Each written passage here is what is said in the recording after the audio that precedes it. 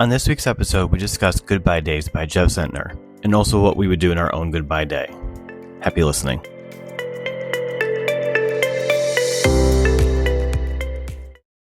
Welcome to this week's episode of the Books, Booze, and BS podcast. I'm your host, Mike Jakubowski. This week, I'm with Sarah, Katie, and Brendan. It's the first time that the four of us have been on a book together. It's been a much requested grouping, so everyone say hello. Hello. Hey. Hello. And as always, we'll start out with telling everyone what we're drinking today. Brendan.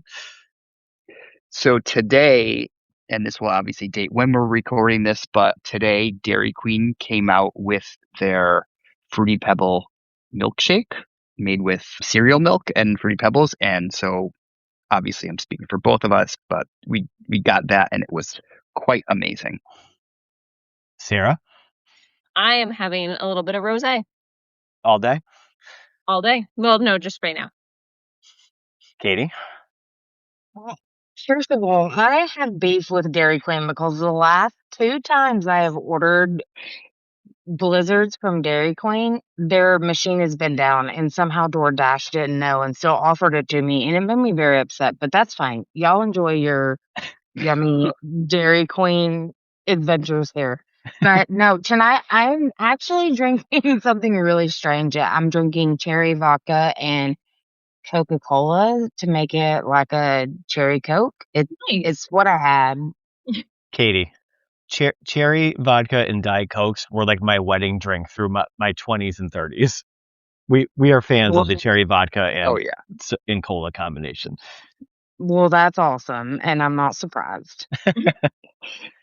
And I was going to stick with just the milkshake for my drink, but I ended up grabbing a THC seltzer out of the fridge before coming up here. Nice. What a dick. You can run and get something. I'm not running anywhere. What about best bite of the week, Katie? Is it any Gloop? It wasn't Gloop, but it's really called Goop. I hope you get Goop. that right. Sorry. Future podcast, but no. And I wish it could have been the $60 worth of crumble cookies I ordered on a whim at 9 p.m. the other night. But actually, my friend smoked some barbecue and gave us some the other night, and it was delicious. I mean, I just love a good home smoked barbecue. What kind of meats we talking?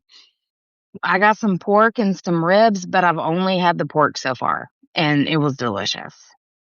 Excellent. Sarah? I got this amazing Philly cheesecake. Nope, that's not at all right. Philly cheesesteak egg rolls from a food truck at a brewery, and it was with a really delicious, spicy, limey aioli sauce, and it paired well with the fact that they had a new beer on tap. Wow, I can't speak tonight already, guys. A new beer on tap at Coles Road Brewery, and we sat outside in the sun on a Friday night, and it was just really nice, all of it together. I saw the photos of those egg rolls, and they looked really good. They exceeded expectations. Like, super good. Brendan?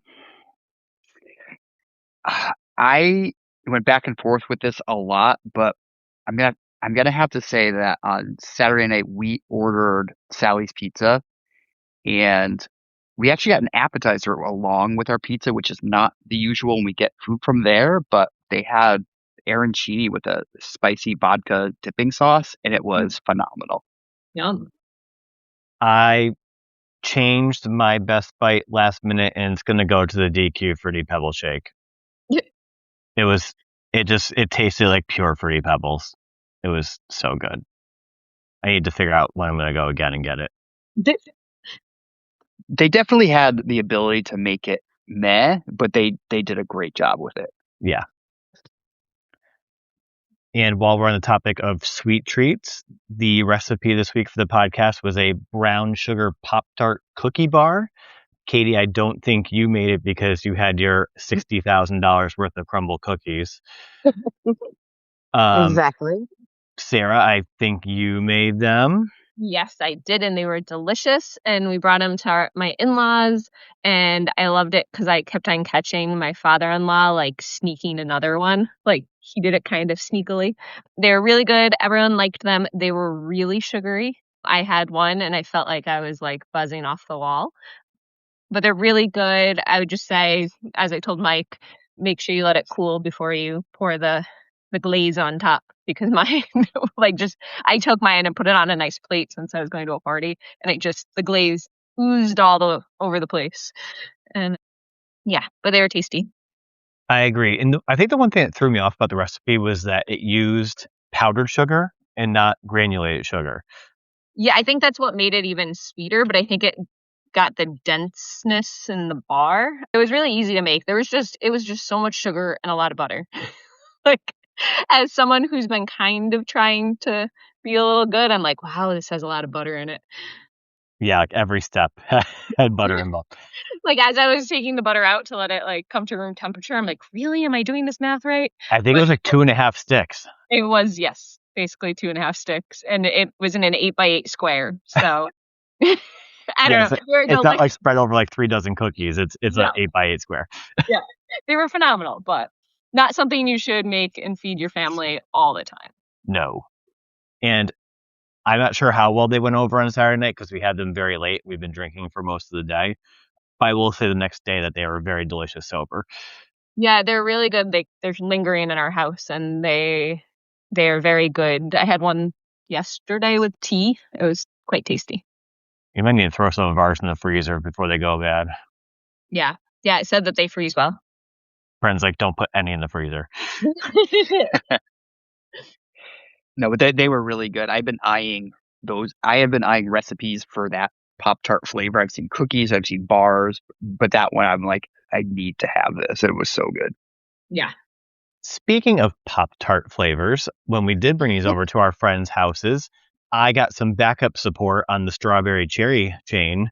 So I'm not alone anymore since you three assholes only want brown sugar cinnamon. When I brought mine to my party, everyone there said the brown sugar cinnamon is the only Pop-Tart to have. So Yes. So I think I'm the only voice that matters in my household. So my household is brown sugar cinnamon. I mean, it's literally the only thing my husband buys for Pop-Tarts, and I feel like that you respect Craig, Mike, so We have differing opinions. right. I mean, they're all good. I mean, as long as they're frosted. But. Oh, yeah. Exactly.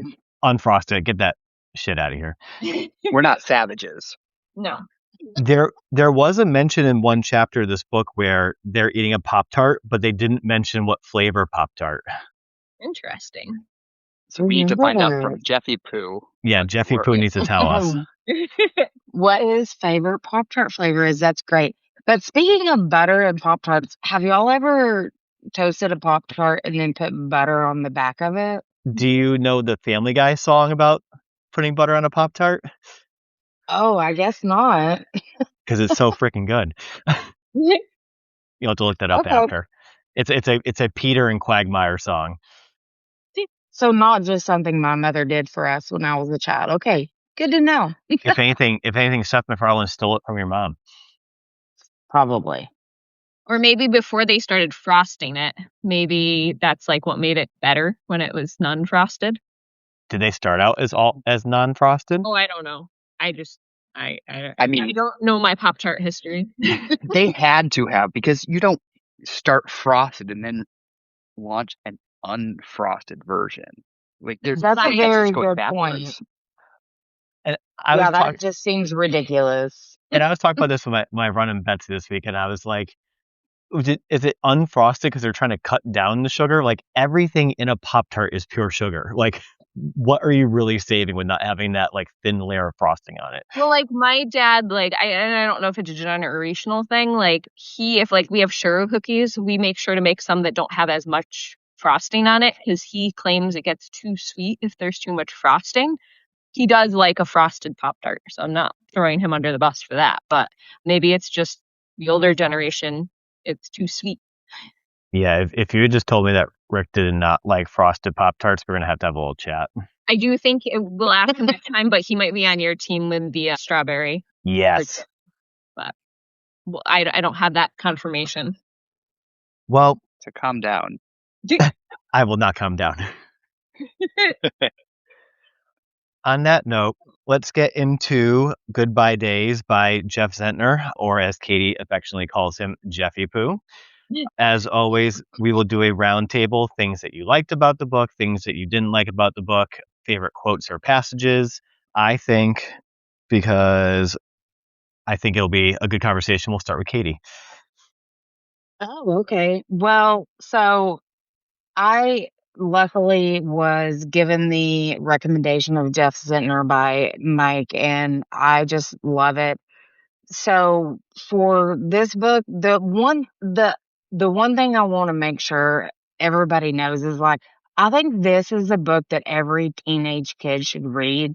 It like I I just think it talks about grief and growth and being a teenager just like in such a great manner that I can't believe this isn't part of curriculum, or maybe it is. I don't know. I know it won awards, but I just hope that every teenager gets a chance to read this. And then I'll get off my soapbox and start talking about all the sad stuff and all the fun stuff. So one reason I love Jeff Zentner is because he lives in Tennessee and I live in Tennessee.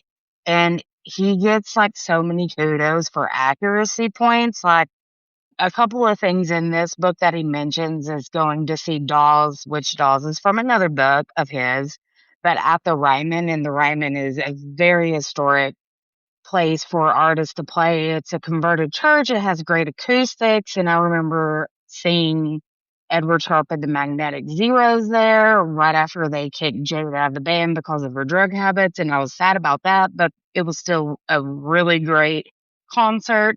Like the talk about the Nissan plant, I know it seems like silly, but we're Tennessee, so like we don't have a lot of super huge industry, and I went to college with so many transplants that came from other places to work at the Nissan plant, and it was just so accurate. And then when they go to Fall Creek Falls, like I've been there, that place is terrifying. It is like a waterfall that has one of the steepest drop offs I've ever seen.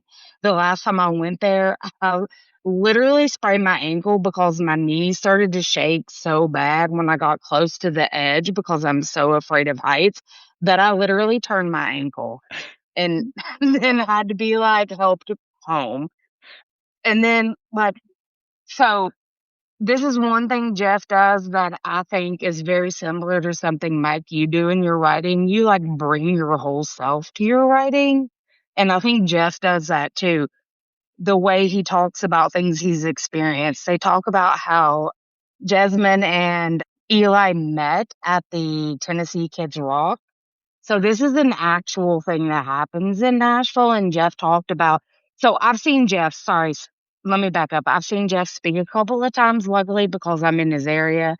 And he talked about how when he wanted to be a musician, he started volunteering at this Tennessee Kids Rock thing where anybody could come. They didn't have to have musical talent, but they would learn how to play. And at the end of the week, they would perform a concert.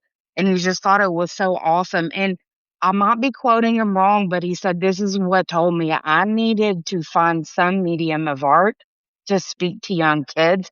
Was like his inspiration into YA writing. And that's what like gave him the goal to get into YA writing. So I love that he incorporated that into this book with how Eli and Jasmine met. And then, of course, Hattie B's hot chicken. I don't know, Mike, when you went to Nashville, if you had Hattie B's hot chicken, but I it's like did. I have to legendary. have the other one when I go next month. Prince's? Prince's. I was about to say, is it Prince's? But I love his authenticity and the way he brings himself into his books. And like I said, Mike, every time I read a book of yours, I feel like you in it. Like I can literally hear you saying the things that you're writing. And I just love that. I think it makes for such a good book.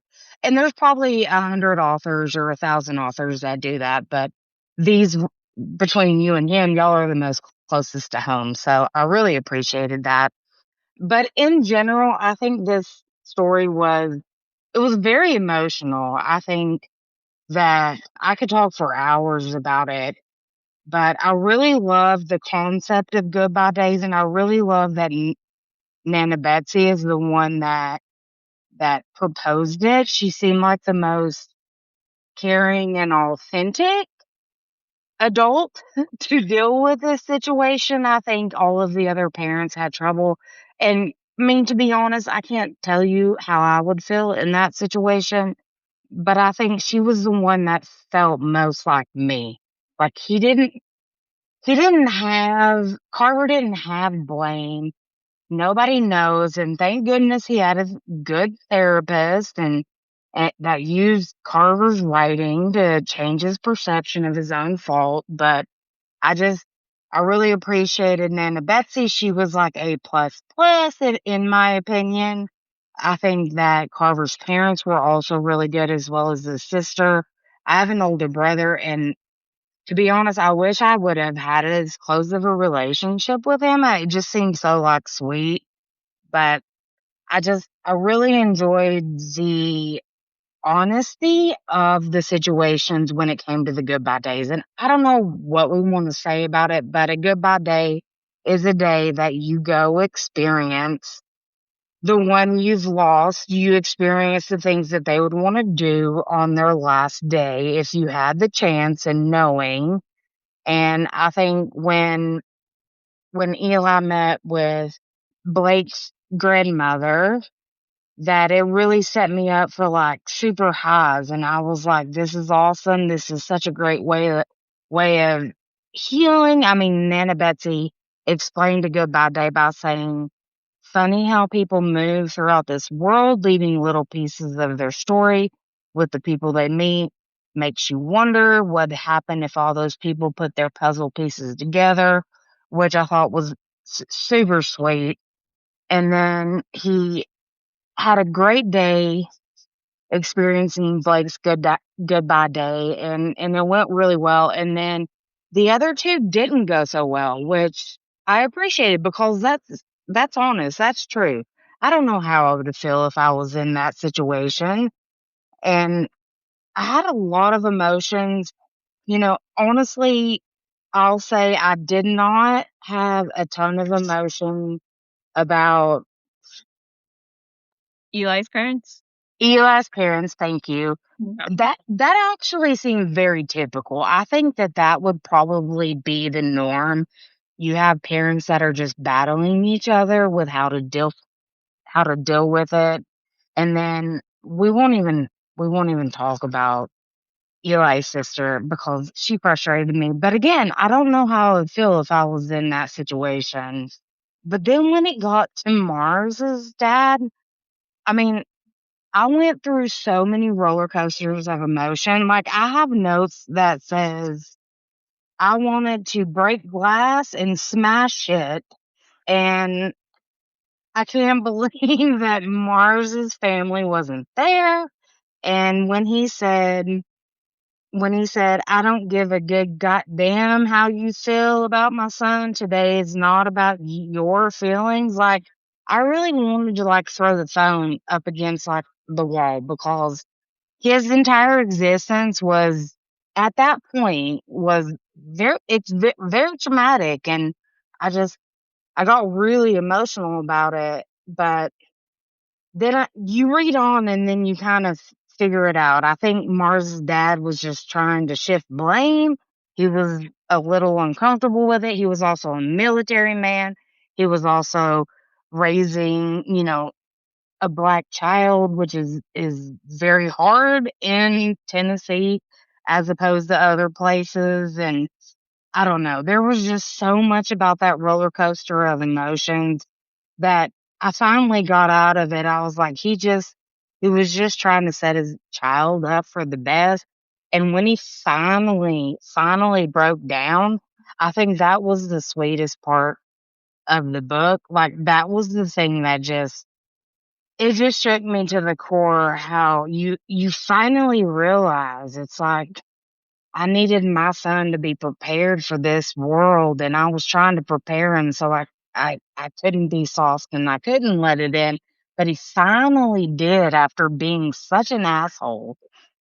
I don't know. It was a lot. I have a lot to say, but I'm trying to reel it in, and I can talk about some of the quotes that I loved, and then I can let someone else talk. Let's hear some quotes. All right. So one of the quotes was when Nana Betsy sold her house and she was moving back to East Tennessee, which I can understand. It's hard not to love this place. Nana Betsy and I sit on her front porch steps once more in the cool of the burning leaves scented indigo October twilight. Like that, that just sent me. I was like, this is like fall in East Tennessee. I really loved it. And then I think this was Carver. He said, I once thought heartbreak was akin to contraction a cold or becoming pregnant. It only comes once at a time. Once you get it, you can't get it again until you are done with the first round. Turns out it's actually more like how you eat dinner until full, but the minute someone says there's pie, you suddenly have room again in your dessert stomach, separate from your dinner stomach. You have a love heart separate from your grieving heart or your guilt heart or your fear heart. All all can be individually broken in their own way. Like that like really resonated with me. I was like, that kind of crushed me. And then when the last one I'll say, and I'll give it over, when Carver and Mars's dad was talking, he said, I explained Squirrel Rodeo to Judge Edwards, and he said, good Lord, Mars's grandfather marched with Martin Luther King Jr. so that his grandson could chase squirrels around Centennial Park with impunity. If that's not progress, I said, finally, he gets it. Sorry for rambling. No, it was great. Brendan, do you want to go next? Sure. I absolutely loved the book. I've been a huge fan of Jeff's writing since you got me to start reading it. I was definitely preparing myself for a very sad story, and it definitely lived up to that expectation. Like what Katie had said, I really did think I agree that Jeff kind of brings his whole self into this writing. But so much of what I read, I'm I'm not saying I was casting him, but I was trying to envision a young Jeff doing a lot of these things, and I would guarantee he chased a squirrel around that park.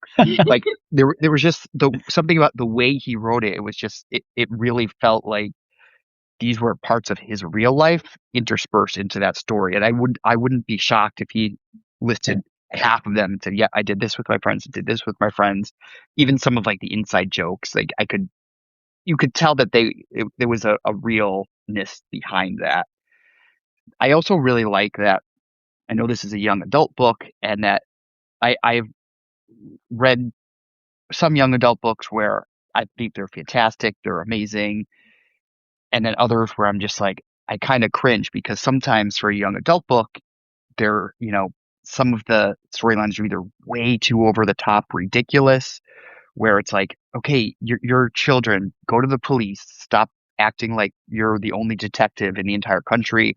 And then sometimes it's like, oh, prom. I'm like, no, this was just, it felt like it was a really perfect spot where the story was a believable story, even though I and I'll get into this, wanted to hurt many of the adults in the story, but it didn't feel like it was so overdone where it was not believable, but it kind of felt like it was just right. So I really appreciated that because I wasn't sitting there saying, well, this is kind of ridiculous. Come on.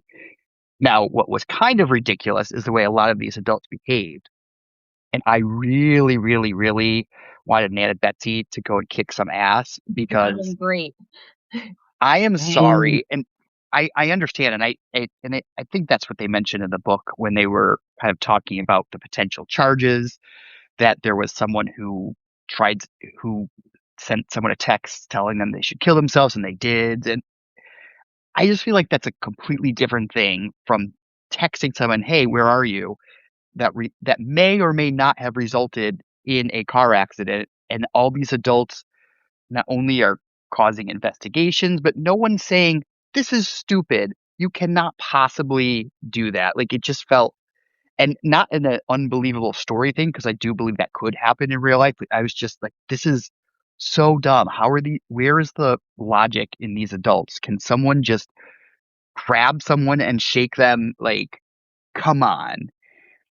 And I do think that the behavior by Mars and Eli's father was just absolutely awful. But like at one point, I'm like, is Mars's dad gonna be arrested for assaulting a minor? Like, come on, like this, come on. But then the parents, like, why were they not sitting around waiting for their son to come home after spending the day with Mars's dad, knowing what was happening and knowing what just had happened? Like, Oh, where is this parenting? he didn't tell them. Yeah, he was going to So salami. why were they not watching his every move during this horrifically stressful time? Like, I know that he lied and he said he went to visit the campus, but I'm like, a lot of shit just went down. You guys are the most absent parents I've ever seen. That's Like, true. come on. And the parents were still gone during the funerals, which means the death had to happen in plenty of time. I know they were in Italy and there was a lost passport mentioned, but get your asses home. Like, one of you. If there's one missing passport, have one person. It just felt like, come on, parents, you need to step up. But Georgia, amazing sister, stepped up a lot. I was very impressed by her.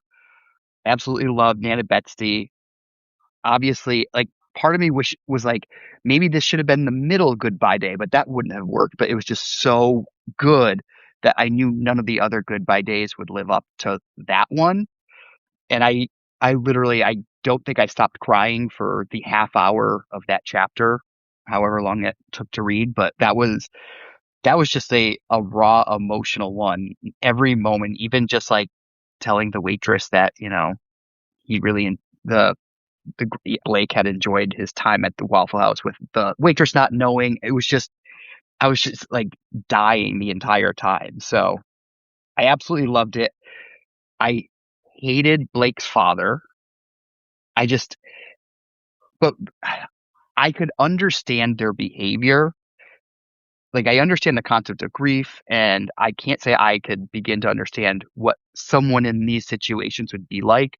I would like to think I'm not going to blame young teenager who was not in the car at the time of an accident for the death. Like, and I know it's so, like, the first thing you want to do is find blame and get mad at something, because something like that is just so unfathomable that you can't comprehend it, and it's hard and you need to cling to something.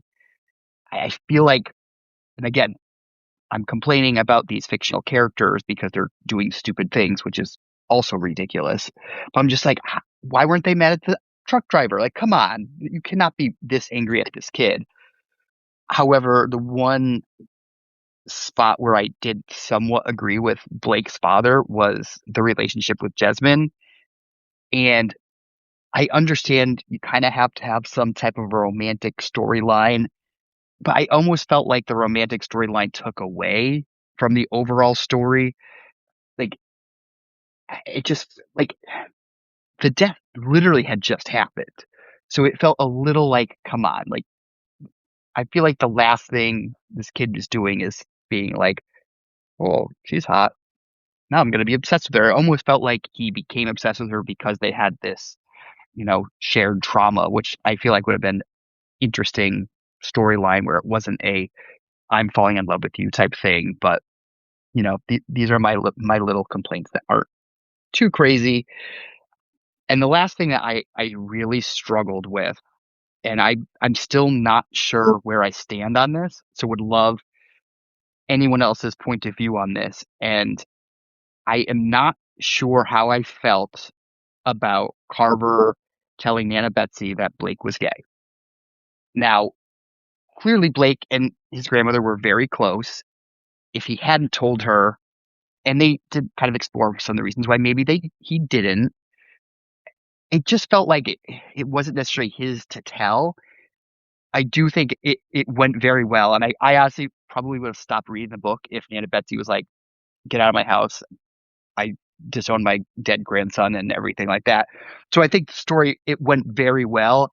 I just felt like I don't know if it was his to tell. And I know the fictional character died, but I struggled with that. And I don't know if that was just my own personal not comfortable with it, but I understood why he shared it. I don't know. I don't know how I felt about that.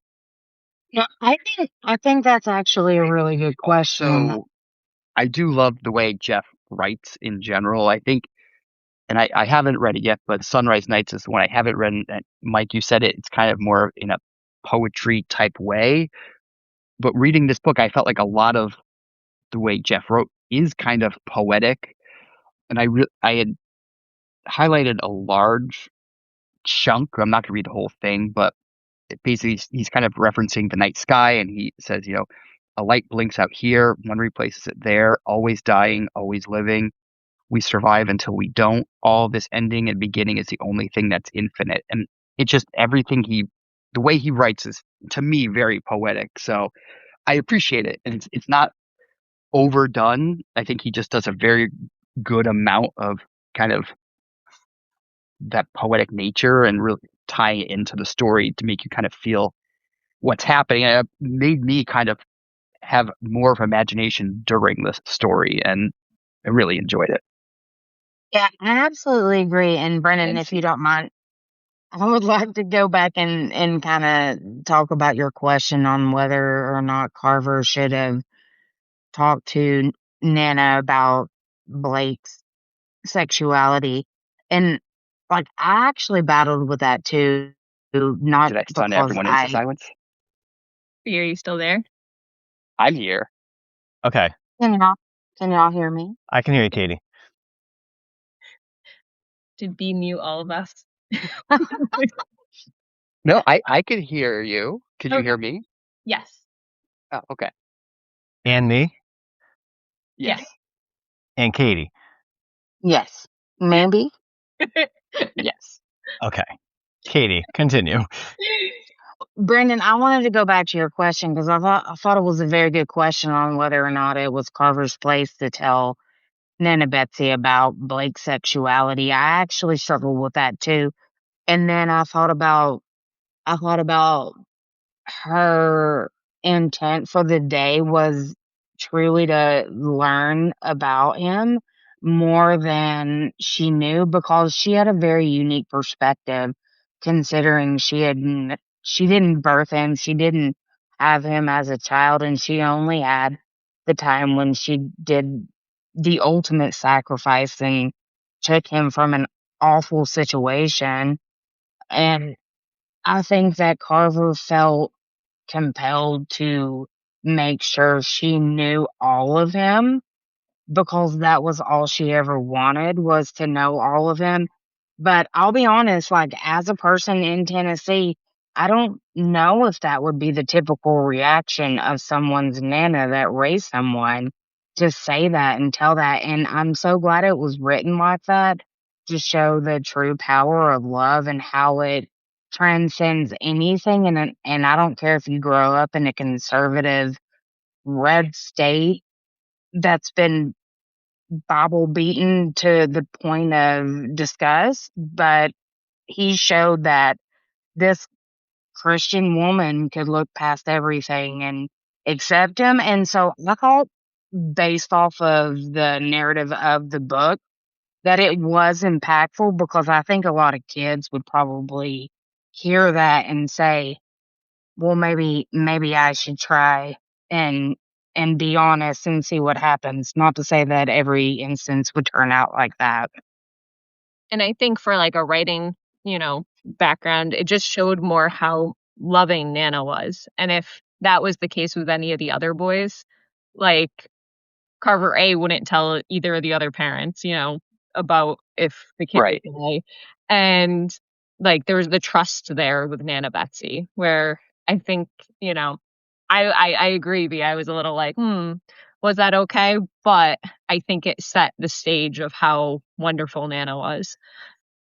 Yeah, I ultimately was like, okay, the reaction was good. There was Yeah. good instincts here, but I was like, the whole time I was like, if I had like a blanket to cover me, I almost was just like, I don't know how I feel. I don't know how I feel.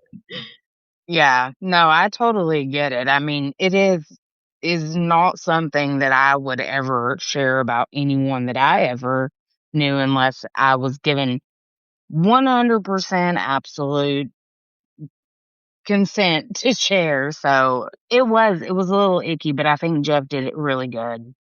Agree. I think that leaves Sarah. So I'm just gonna ditto everyone, basically. I absolutely loved it.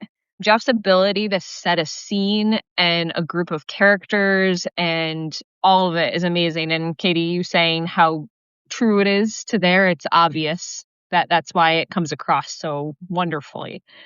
The world he sets, I wrote down at one point that he is able to set a scene so quickly. Like he's describing the offices at one point. I don't know if it was Dr. Mendez's office, but he described the smell, the look, and it was within a couple sentences, but you felt like you were in that office. And I agree with a lot of the things you guys said about the feelings about the goodbye days.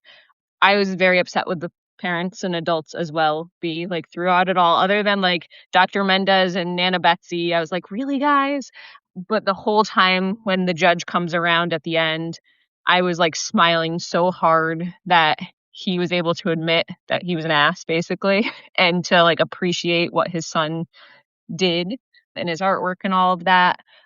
And I really, really loved all the scenes with the Sauce Crew, all the flashbacks, all the moments he would see them still. I just loved those scenes. It made me just feel like I was in middle school, high school again. I have been reading some of my old journals and planners and reading notes that people wrote. And just thinking back to that time, he captured it so wonderfully.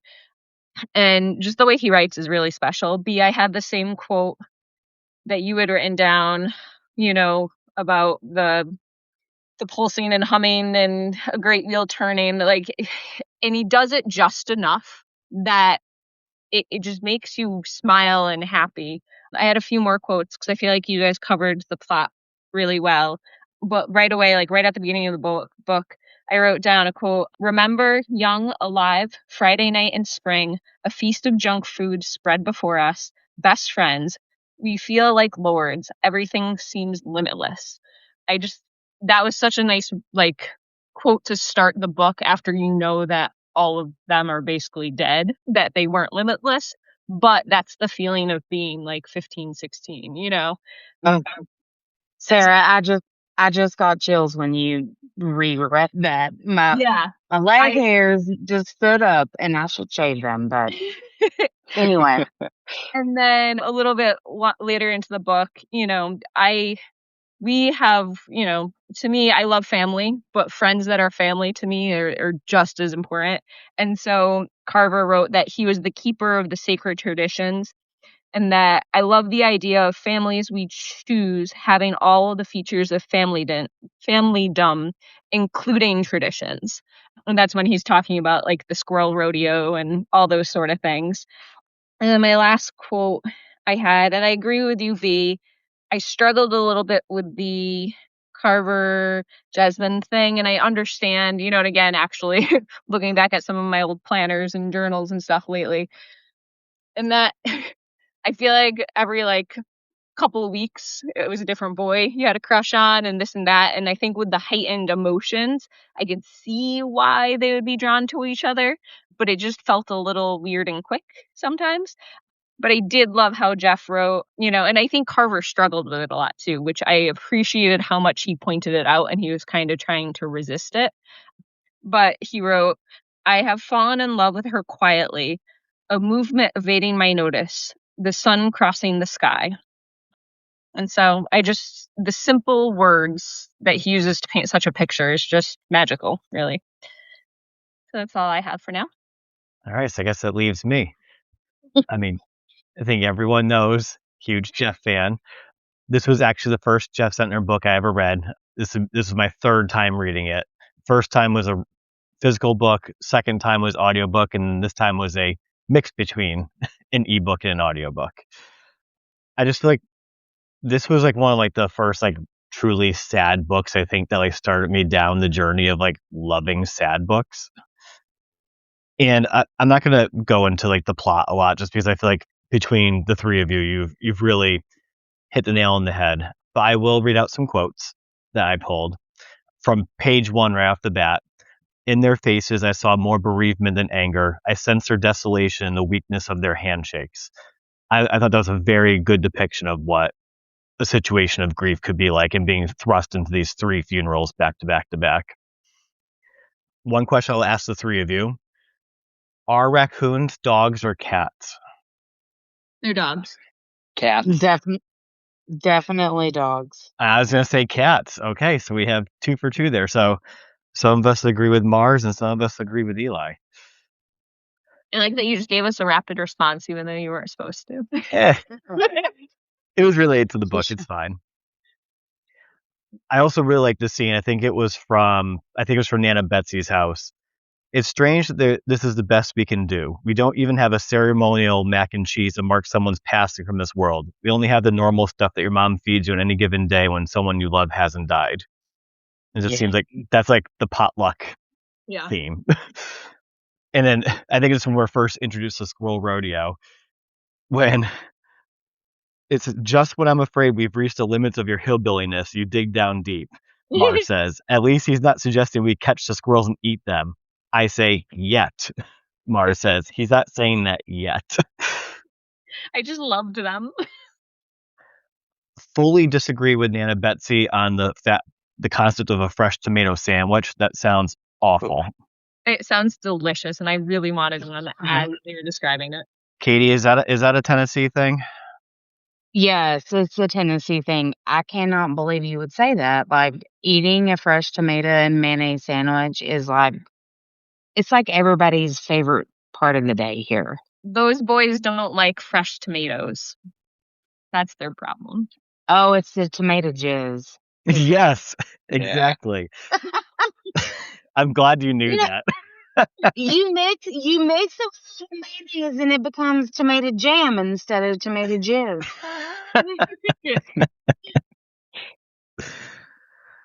My mom loves tomato sandwiches, so it's not it's made its way up north too, but just not in this household. Because you guys are weird. Love you. Whatever. I think we've hit a couple of the quotes regarding grief, but I don't know if we had this one. Grief is weird. It seems to come in these waves out of nowhere. One minute I'm standing in the ocean fine. The next minute I'm drowning. Oof. Yeah. That's a good one. And then I think it was when he was listening to Jesmyn play the piano. And it was when he had to brush the back of her legs to get the dust off. And he starts to get a hard on.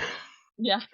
And it goes, so I conjure the image of my grandma pooping to try to nip things in the bud. I was like, grandma pooping. That's the first time I've ever heard that being one that's used. Yeah, no need for baseball. We got grandma pooping. And that was another quote where I was like, oh, Jeff has done this. This is definitely something he has used in his life. I thought that it's something that Mike would have done in his life. Rude. No problem. But yeah, I think that's it. What I had for quotes, and I think, like I said, you guys did a great job going over the plot, and it is one of my favorite Jeff books. It's really hard to pick a favorite Jeff book. It was really up there with In the Wild Light, but I think just because it's the first Jeff book I read, I was happy to find out that multiple of you had not read this book yet, so I could introduce you to it.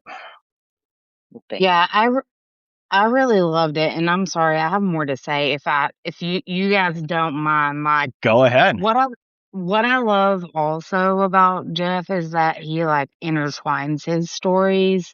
So like I read In the Wild Light first, and then I read The Serpent King, and then I read this book. So I've read both of them, or all of them, twice, except for The Serpent King. But when I was rereading this one, I totally lost my shit when Eli's dad talked about sitting on the porch and watching Eli feel the wind on his face for the first time.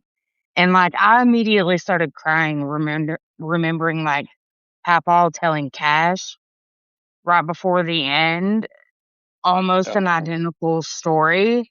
Like, Mike, that's the part where I told you I had to flee from work and go sit in my car and cry because I wasn't expecting that at that point in time when I was re-listening to In the Wild Light.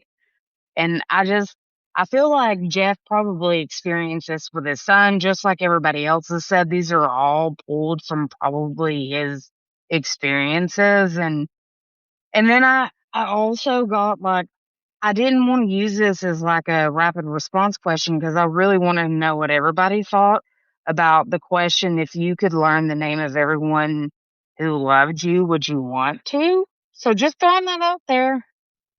I mean, I don't know.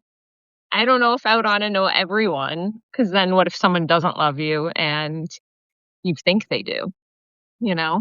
But I don't know. I'd like to be that strong, but I'd probably be like, show me the list. Yeah. Who's now going on my list of revenge? I think I would want to know. I don't know. I don't know what I would do with it, but my gut reaction was, well, yeah, let me know. Yeah. Maybe that's an overinflated ego. Anything else, Katie? No, that was it. So I'll start with you. Did you cast anyone for any of the characters in the book? No, I didn't have the emotional capacity to do that after. Sarah? I did not, 'cause they were such their own people. And it was one of those I didn't even think about it once because they were, they didn't need a cast. Brendan? I only cast one person, Same. Who's yours? Mars's father, That's the one I also casted. Sterling K. Brown. That's exactly what I was going to say. Oh, that's funny. But the rest of the characters, like kind of like you said, like they all took their own form in my head. Like I usually just imagine, I'm now calling them AI generated people, but they're just in my own brain. Like they're not any one particular person. They may be like similar to some people, but Jeff's stories just create their own.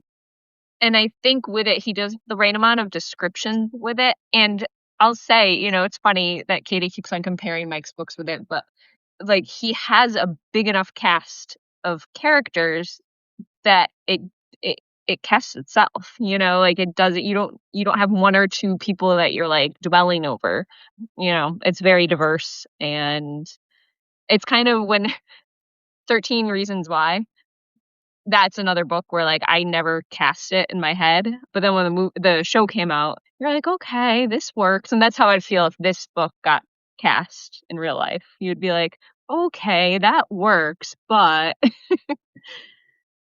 It's not my AI generated person. right, exactly. But it does beg the question, and I know that, Mike, we have talked about this before, but how has none of Jeff's stories been signed on for an adaptation?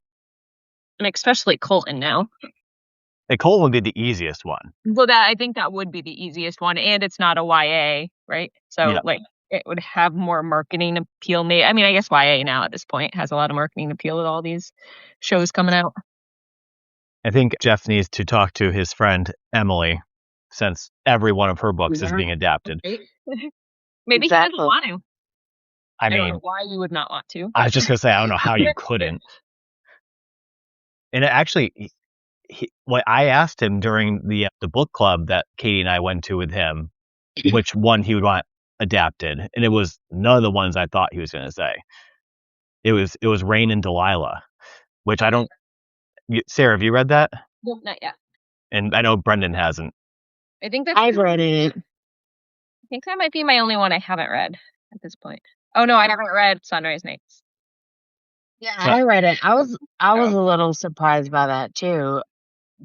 But it actually kind of makes sense. I think it would make for a good movie, I guess. But I just want more tears. Yeah, I want the sadder ones to be adapted. Yeah, I love to cry. All right, so B and I are the only ones that cast the same person. That was interesting. Are you going to read any more Jeff Zentner books, Sarah? I think that's an absolutely across the board for all of us. And Yeah. then, were you satisfied with the ending, Brendan? Yes, although I was very thrown by the last chapter. And I was like, is this a memory? Is this his imagination? I was just like, it just felt kind of like out of place for me. So I was a little confused. But overall, I was very happy. I was very happy that the judge, you know, got his shit together. I was very happy with, you know, it just felt like, yes, it was a happy-ish ending, you know, as happy as you can be with what had happened earlier. But I think it all came together really well. Sarah? Yeah, I definitely liked it. I liked how, like, all the chapters leading up to the end, I liked his last session with Dr. Mendez and how, like, he had hope and that he was gonna do a hello day with his parents so that they would know him more, which I thought was a good thing. And I agree with you, B. At first, I was like, "What is this chapter with the sauce crew?" But I liked it because I feel like throughout the book, having flashbacks and then moments when they felt like they were there with him still. And so I kind of felt like it was a mixture of all of it. Like it was a flashback, it was a memory, it was him imagining them, and it gave me one last time with the sauce crew, and it made me smile. So I Katie? like it. Yeah, I felt very similar to Sarah. I really liked how it ended, to be honest, because I had so much rage after the Mars encounter, even though it turned out well. And I don't know, Mike, you said you listened to it, but the audio of Mars's dad was, I think, what made it so intrusive and so like triggering for me because the voice that they used it was perfect for that Yes. character, in my opinion. But I loved the recount, the last memory. And I didn't say this quote earlier. I saved it for this because this is one of the quotes that ended it.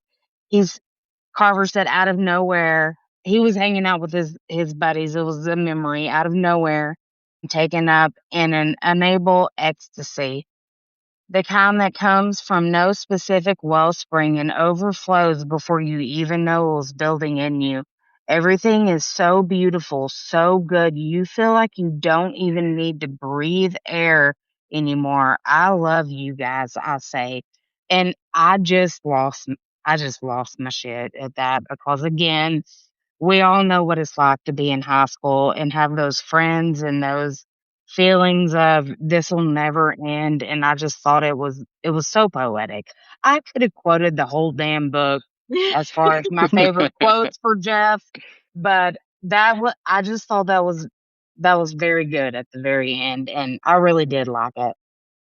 Yeah, I'll say I was also satisfied with the ending. I think we needed that judge chapter of the turnaround. And I think, like what Sarah mentioned, that Carver having that hello day with his parents, I think it was like the final like missing link because he needed to do something with this relationship with his parents. So I thought that was a great way of getting around it. Can you hear the cat screaming? Yes. I'm literally petting her. Manny liked it as well. She wanted to give her 2 cents. Yep. She listened to it a little bit today when I had the audiobook playing, so she must have some thoughts.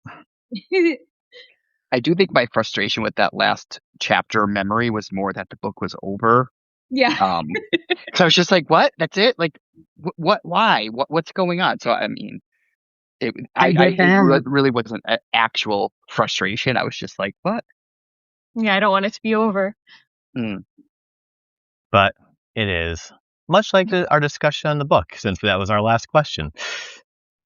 Let's move on to the first bullshit topic. Dad. What do you say? I said, you're such a Mars's dad.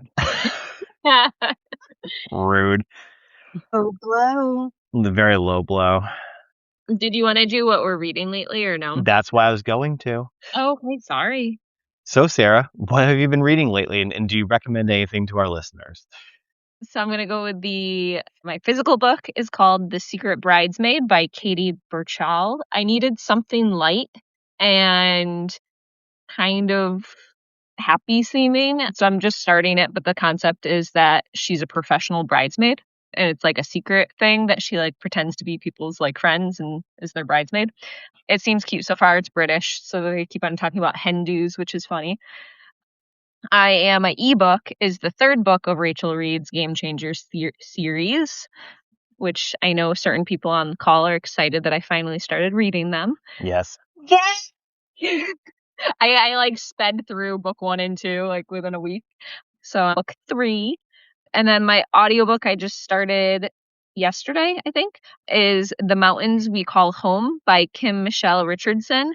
It's part of the Book Women of Troublesome Creek series, which the first 2 books were absolutely amazing. I devoured those audiobooks, and I was very excited that there was more in the series and that the same narrator is narrating it. It's set in Kentucky, and it's about the fact that back in the day, there was women that would bring books to remote locations so that people could read when, libraries were hard to get to and, schools didn't exist in those areas. So it's a really cool historical fiction series. What? Can you tell me the name of that one again? I'm sorry. That's okay. The Book Women of Troublesome Creek is the series. I think that's the first book in the series. I can text you it later if you need me to. Thank you. I'm taking notes as always. It's a really good audiobook. Katie, what are you reading? Or what do you recommend that you've read recently?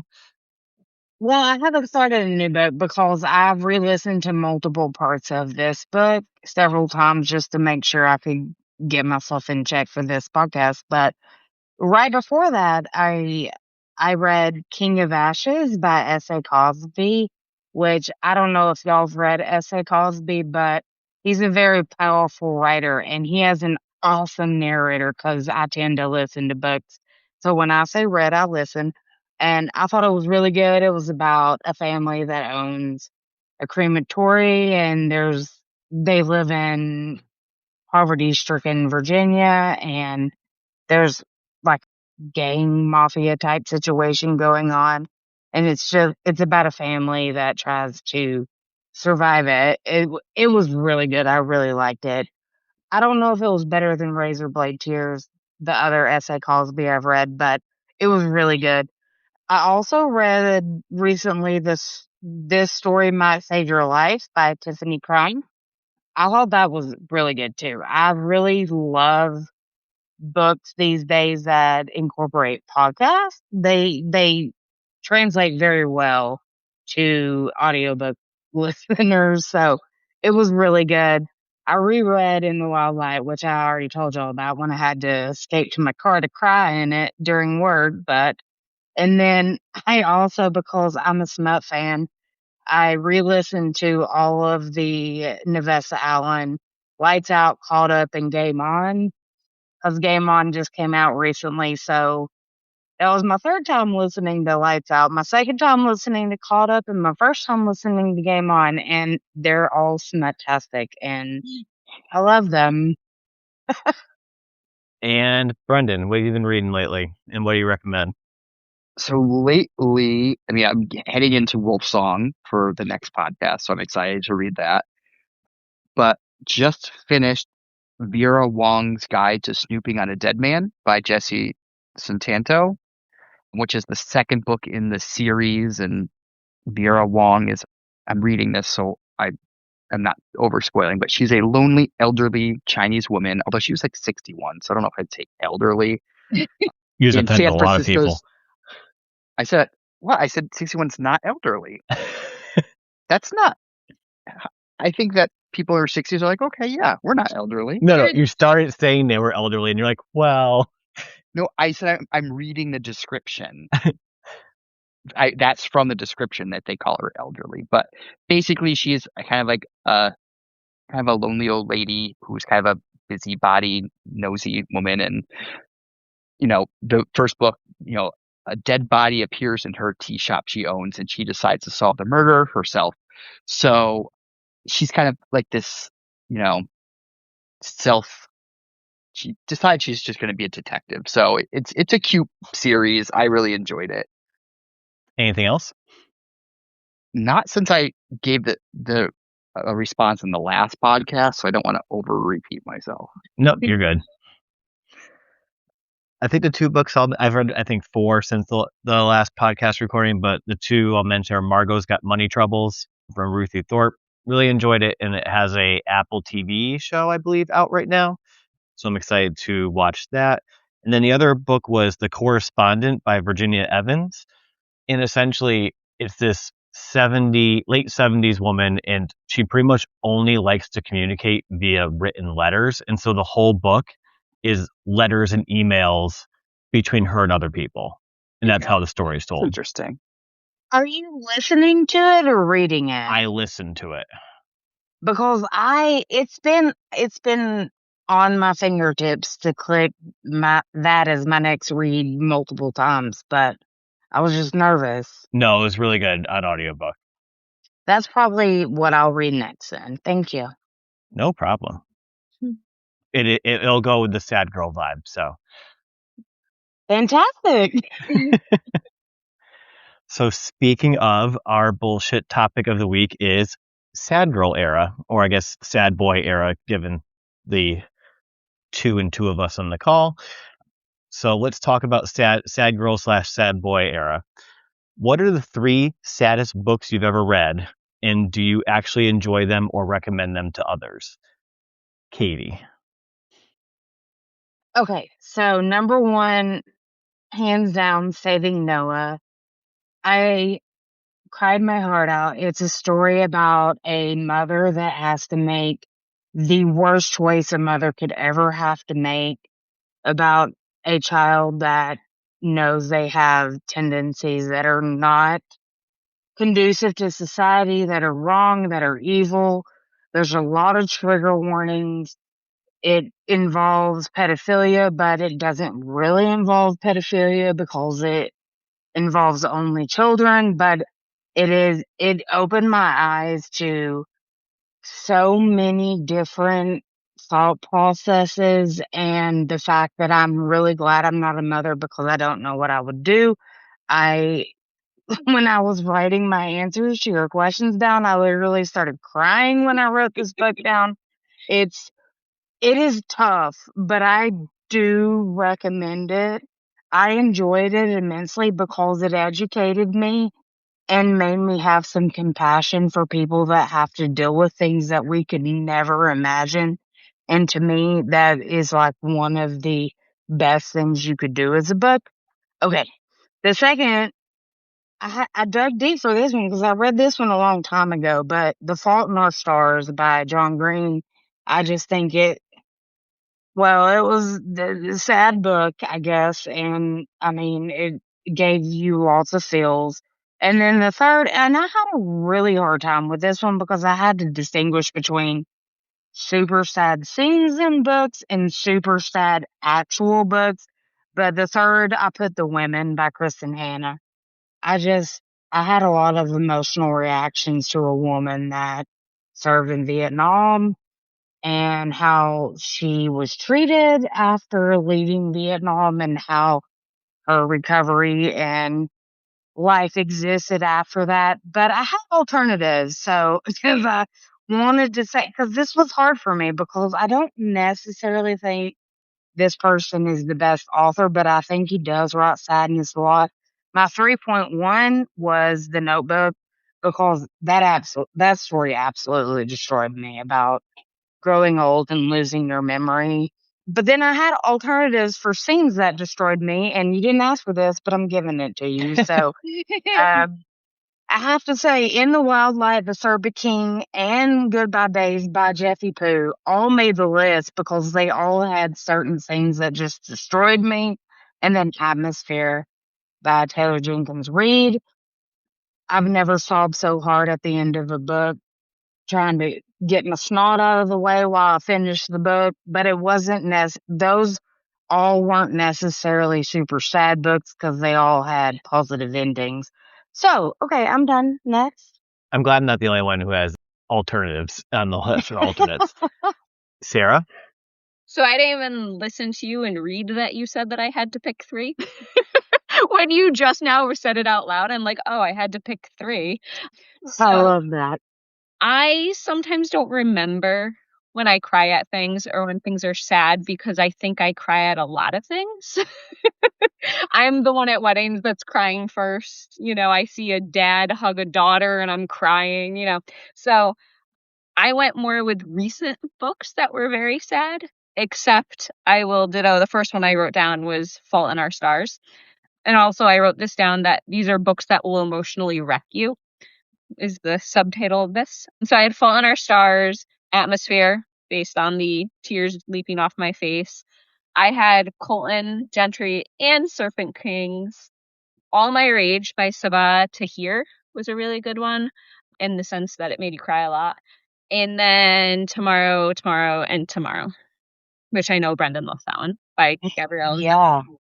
Yeah, that's a good one. I don't know if that was 3 or 10, but those are my books that I'm putting in that category. Excellent. Brendan? I'm glad I'm not the only one that's going to go against this 3 rule because I didn't even that was, yeah.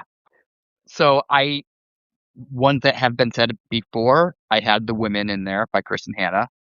Fully agree. That was a killer. I thought Nightingale could have been on the list, but I did think The Women was a bit more of a gut punch, so I put that in.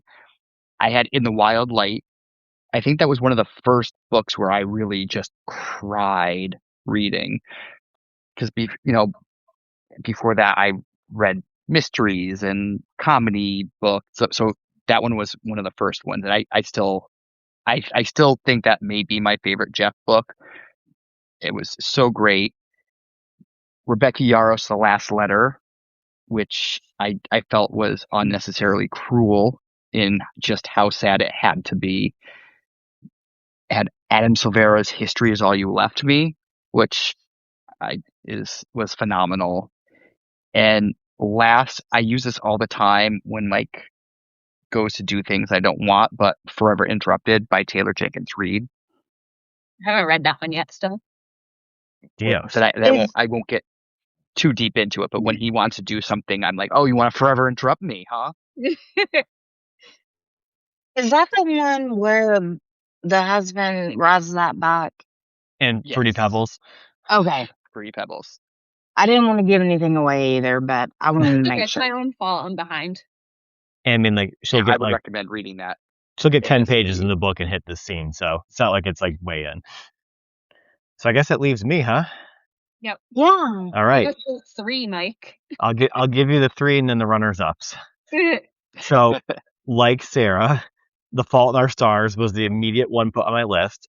I remember we were having our floors redone in the house, and we were sleeping on an air mattress in the living room while the floor was being redone the second floor of the house. And I was worried that Brennan was going to wake up because I was crying so hard on the air mattress reading that book. I remember you texting me. It was just that's just a devastating book. Number 2 immediately was The Last Letter by Rebecca Yarros. Brendan was not exaggerating. That is a ridiculously sad book. You had that one yet either. I read that, and I think I blocked it out, apparently. I can't believe it didn't make my list now that y'all mentioned that. And now you're like, and another alternate. And then for my third, I had a 3-way tie for Jeff with Serpent King, In the Wild Light, or Goodbye Days. I think they all have their equally sad moments, and they all kind of sit on the same level for me for sad. My runners up were All the Bright Places by Jennifer Niven, 13 Reasons Why by Jay Asher, and this one because I was listening to the audiobook while on a run, and I must have looked like a fucking lunatic because like I'm like sobbing running down like one of the neighborhood streets. And that was Crying in H Mart by Michelle Zauner. Oh, yep. That it was and because it was a true story, I think it definitely hit a little harder. That one's on my list, but to be honest, if I was running down any street, I would be crying while running. Yeah, for other reasons.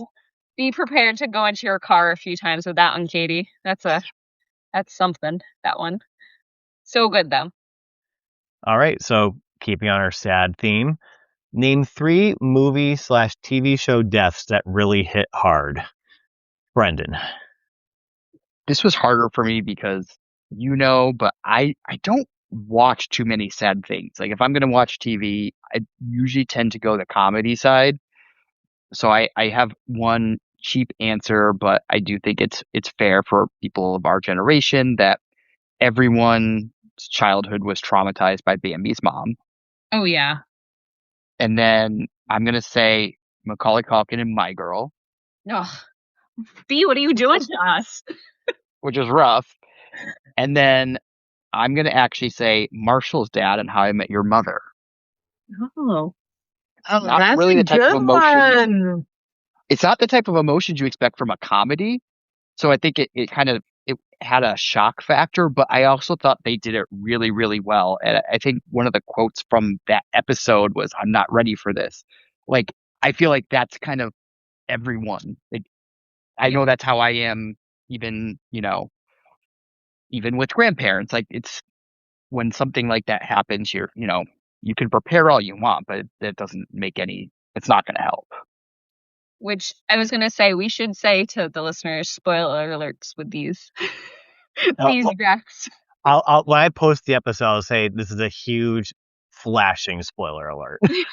The whole episode. I don't think any of yours gave spoilers. If people haven't seen Bambi yet, that's on them.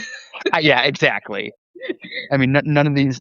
I think the How I Met Your Mother was like at least 10 years ago at this point. So Katie? Well, first and foremost, mine was Thomas J from My Girl. I don't know if y'all have seen the resurgence of people our age showing their children My Girl and watching them just be completely destroyed, but I cried just as hard watching those TikToks as I did when I watched Thomas J. My glasses, you can't see without glasses. So that was number one. Joel from The Last of Us was number two. Y'all know I love Pedro. And then I had a tie for number three because I am a Grey's Anatomy fan, and it was a tie between George O'Malley and Derek. An honorable mention, because he didn't actually die, was Groot when he protected everyone in Guardians of the Galaxy. And I thought he was going to die because he did that, but then he came back as a little sprout. But I cried the entire time they plummeted to the earth after he chose to give himself up for that. And it was just really emotional for me. And I was a full blown adult, and just I just called my ass off watching Groot give himself up. So there you go. Sarah. So, two characters from one show, Uncle Keith from One Tree Hill and Q from One Tree Hill, both wrecked. Totally forgot about Keith. He probably would have made my list initially. Oh my God, I'm surprised Keith. That was the first person I thought of, and I'm like, oh, Mike's probably writing down Keith right now. That, like, do you remember us crying? I sure do. I also, one of my list coming up, same situation. I left that one for you. Yeah, excellent. And then I wrote down Mike from Breaking Bad because I had a really hard time with that one. And then Charlie from Lost. And then I just wrote down 13 Reasons Why because I think I just cried a lot during that. And people die left and right. So mine, so I was just mentioning, this is another Sarah and Mike watch together, was Marissa Cooper on the OC. Sarah and I kind of knew this was going to happen, and we went out drinking that night and thought it'd be smart to watch it drunk when we got back. And did Laura come into the room where she's like, what the fuck is going on? I think multiple people came in and they're like, did someone really die? Like, what's happening? Are you guys okay? But yeah, that was a rough one for us. When I was growing up, I loved Buffy the Vampire Slayer, so when Joyce Summers died, that one kind of wrecked me a little bit. And I also had Marshall's dad on my list. Oh. Because I think, like Brendan said, like it was very unexpected for a comedy show. You know, when he said that, I was like, holy shit, he's so right. That was a gut punch. All right. What is your favorite food to eat when sad?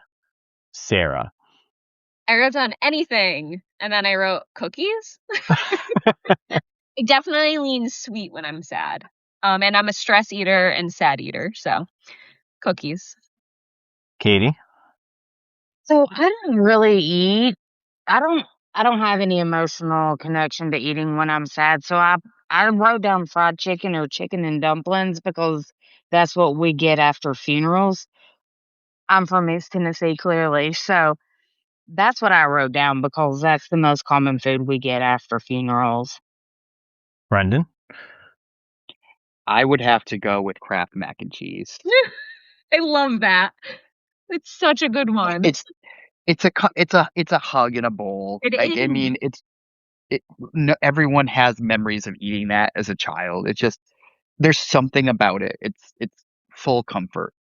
Sad, happy, whatever mood you're in, it's gonna go with it. Sarah, I'm going to give you one guess at what my food is. Fruity Pebbles? No, McDonald's. Oh, well, yeah, duh. I mean, that's your everything, though. Yeah, That's but your hangover cure.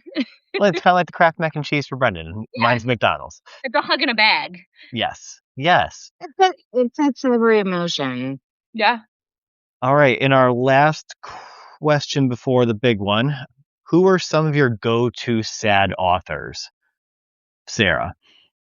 I wrote down Jeff, obviously, Taylor Jenkins Reid, and Jan D. Nelson. Katie. Well, of course, Jeffy-Poo and Kristen Hanna and Taylor Jenkins Reid. And that's all I had to. Brendan. A lot of overlap on these lists, but I had put Jeffy-Poo, Kristen Hanna, and I put Adam Silvera. Yeah, he was on my runner-up. I put him on because, there's his book, which I started like 2 sentences of ages ago, and I'm like, nope, there's no way I'm gonna make it through in the mood I was in, and I still have not gone back to it because I know it's gonna be so sad. So I just feel like his books are tough, great, not bad. Just they're a tough read if you're not emotionally prepared for it. What book it was? Is it they both die in the end? Yes. Oh, those books destroy me. Yeah, and I just knew it. Like, I read the first page. I was like, I'm not ready for this. I I can't wait to read the other ones in the series because they just destroy you. Right. But yeah, so I mean, I had to put him on the list because there's almost no other author where I have purely avoided reading because I was not emotionally ready for it. It's a good thing you recognized it. I think I just changed my next book. I'm That was not a really being good one. emotionally destroyed. It's a good read. Katie's like, I feel like I want to get destroyed. You're like the opposite of me reading The Secret Bridesmaid. I mean, I think I also have a lot of overlap. So I said Jeffy-Poo, Kristen Hanna, Taylor Jenkins Reid, Jennifer Niven, Adam Silvera, and I had Matt Haig on there. Yeah. Which I'd like to point out, Kristen Hanna is not on my list still because I haven't read. I think it's because I'm hoarding her. Oh, sorry. Yeah, it's funny because a lot of these people, like a lot of my top 3 didn't make it into the list of authors because like they had like one really sad book where like these authors like constantly try to destroy us. Right. All right. So the final question is, if you were to plan a goodbye day, what would you do on that day? And I think I told you guys you can share who it was for. You don't have to. It just be examples you give people. But let's start with Sarah. So since you gave us this, I got a little teary-eyed and I decided to plan your goodbye day, Mike. And I totally cried today twice doing this. So you're welcome. My God. Anyways, so a goodbye day for Mike, you guys all better come, would consist of going for a run, and then we would get donuts and iced coffee, and go to a bookstore and buy some things, and then go to Chili's for lunch, and then go to Brendan and Mike's pool and have a little pool party with the perfect playlist, which in this occasion would be a sad playlist. And then we would watch comfort shows all evening and play games. And yeah, that was what I decided your goodbye day would be, Mike. So Mike dies and I still have to clean the damn pool? Yeah, because we have to have a goodbye day. And you have to go for a run. Yeah. So I'm going to go next because I obviously did Sarah. And my This day, is terrible, by the way. I hate this. and so my day would start out at the cottage, and I'd go for a run/walk around the lake with Steph. We would then eat a packed lunch at the beach or at the lake, and then go for Salem Farms ice cream after. Mm-hmm. We would play games, especially Clue, because Oh, yay. because Sarah's the best and worst to play Clue with. She always wins. Love Clue. Then we would go to a library book sale if possible, if not to a bookstore to buy some books, specifically ones that Sarah would like, and then gift them to the other people involved in the goodbye day. Oh. And then we would go out to dinner, but everyone has to get things to split. We're talking, it could be burgers, chicken sandwiches, quesadillas, pizza, but it has to be split amongst the table because Sarah and I always split meals when we go out. And the night would end at Alvarium on a trivia night. Nice. I don't want to die, but I want to do this day. Brendan? So I'd like to start by saying I actually hate the concept of having to plan this in any way, shape, or form. I don't know if I would take part in a goodbye day. I think I'm the type of person who would just kind of shrink within myself and just want to be left alone. But for this activity, I did plan. So starting the day at a cat cafe, then going to a nice lunch on the water, sitting outside, drinking wine all day, just outside in the sun, having a really nice fancy dinner. But that's as much as I put into it because I really did not like planning this out. Now, are you going to share who it's for, or are you going to keep it to yourself? I'll keep it to myself. And that leaves Katie.